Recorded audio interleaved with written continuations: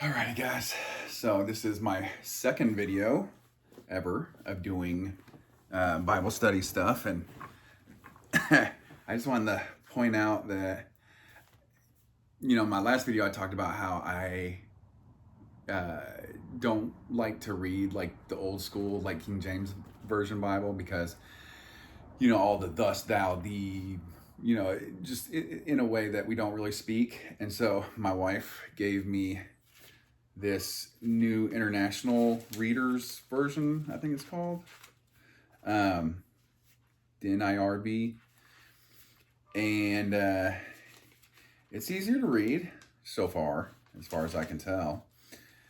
But she gave me my daughter's Bible, and it's a kid's Bible, and it has pictures in it, and it's got little pictures of elephants and parrots and whatever stuff.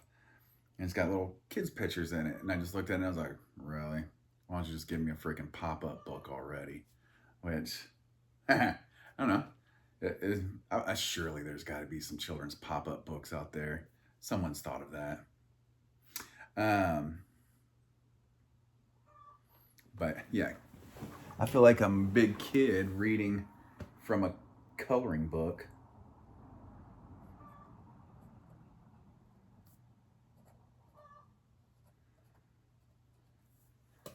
All right, we're going to go read our Bible. All right. So this will be Genesis 2. So the heavens and the earth and everything in them were completed. By the seventh day, God had finished the work he had been doing. So on the day he rested from all his work, God blessed the seventh day and made it holy. He blessed it because on that day he rested from all the work he had done. Okay, so the seventh day, I'm assuming it's supposed to be Sunday because that's when everyone goes to church. But I think Jewish people go to church or synagogue on Saturday. So and I always think of Saturday as the seventh day in the week, right? Like Sunday is the start of the first day. So Sunday, Monday, Tuesday, Wednesday, Thursday, Friday, Saturday. But I don't know.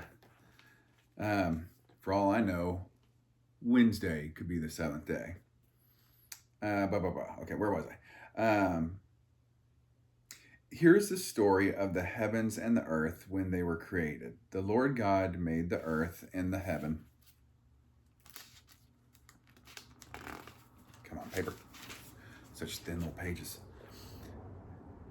At that time, bushes had not yet appeared on the earth. Plants had not started to grow. The Lord God had not set rain on the earth, and there was no one to farm the land. But streams came from the earth. They watered the entire surface of the ground. Then the Lord God formed a man. He made him out of the dust of the ground. God breathed breath of life into him, and the man became a living person. I wonder how literal that is. Like, was God really doing like CPR on Homeboy and then he just poof, came to life? Like, or, were people back then explaining in the best way possible, like through their, best of their knowing and their language?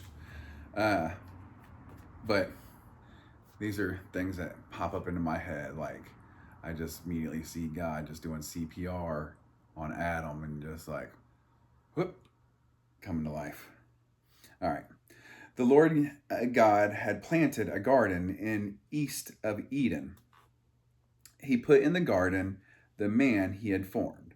The Lord God made every kind of tree grow out of the ground. The trees were pleasing to look at. Their fruit was good to eat.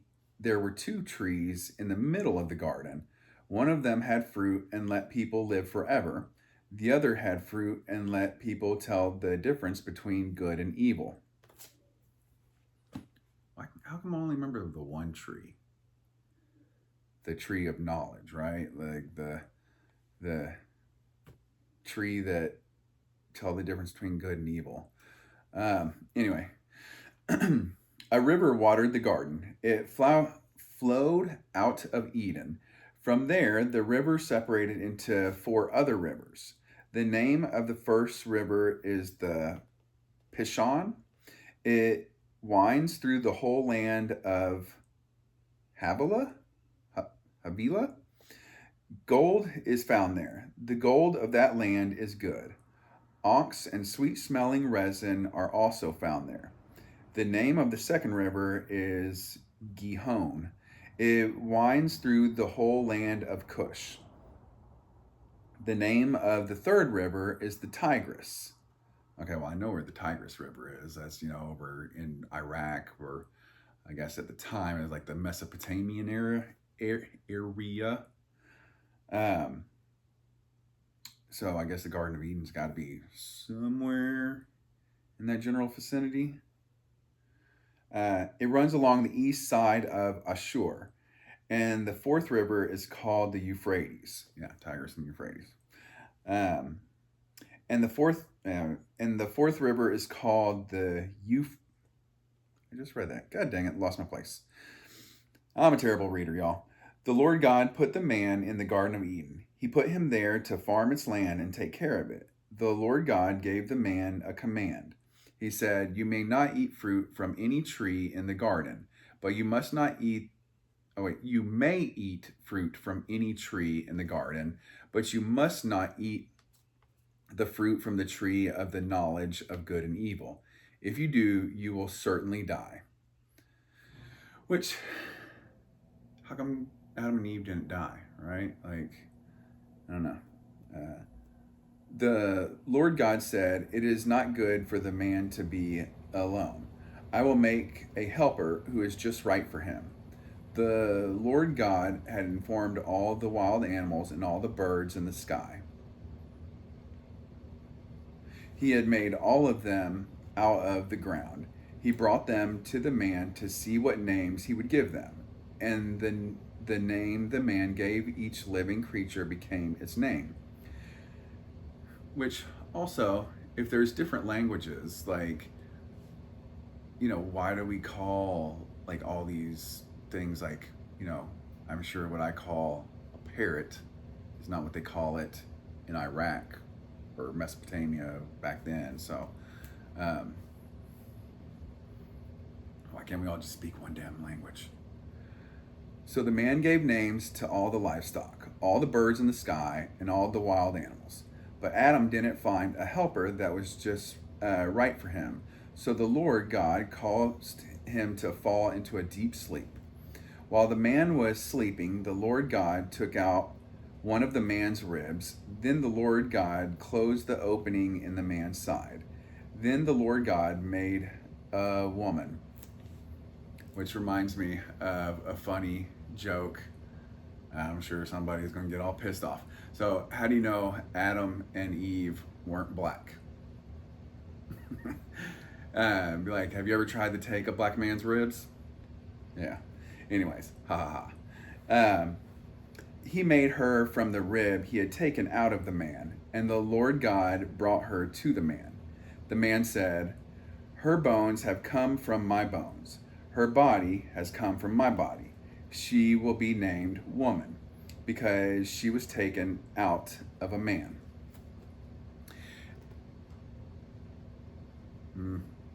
I got some thoughts on that one. Like, God talking about, needing to make a helper that was suitable for Adam, for man. And I know a lot of feminists out there are going to shit a brick when I say this. They think, oh, women don't need men, and, we can do everything ourselves and all that stuff. And it's like, okay, you can? Then why aren't you? Why haven't you? Why weren't y'all the ones out there, building all the buildings and roads and bridges and going to war and being the police and the firemen and stuff? Because, guys are typically risk takers who are stronger, who want to protect and provide and stuff like that. And women are typically, detail oriented and nurturers and caretakers and stuff like that. And so, like, Not saying a woman can't go and be a CEO or, whatever, but for the most part, men are going to be protectors and providers, and women are going to be nurturing mothers and stuff like that. That's why women make better nurses and teachers and that kind of stuff. Whereas men make better CEOs and generals. It's just how it is. Don't blame me. Blame nature. You don't like it? Take it up with God. That's why a man leaves his father and mother and is joined by his wife. The two of them become one. Adam and his wife were both naked. They didn't feel any shame, which I think is kind of funny that they had to throw that in there and be like, hey, they were butt naked. Don't worry about it. They didn't have any shame, but whatever. So that's the end of Genesis 2. I hope I was able to make that a little entertaining. So not just so humdrum. Definitely not your typical Sunday school class. Yeah, I know. Sometimes I can be retarded. Sometimes I'm going to say stuff like the word retarded. I'm going to say wacky, crazy stuff that, not everyone's going to agree with or believe in or stuff, but I'm telling you my interpretation and how in my thought process and in my style of speaking and stuff like that. And if you don't like it, it's just in the video for you, homeboy. But anyways, so but if you do like these videos, please subscribe, share with someone that you think might like it also. Comment and like. Try not to be an asshole. There are some people out there who make comments that are just real pieces of work. You know what I'm saying? Yeah, I know. You're preacher at school, you're pastor, whoever, deacon, bishop, whatever, isn't going to curse and not going to, say retarded. But hey, welcome to Ryan's Bible study. So, anyways, next video, guys, we're going to do is Genesis 3. So, hopefully you guys will come watch it and hang out. All right, bye.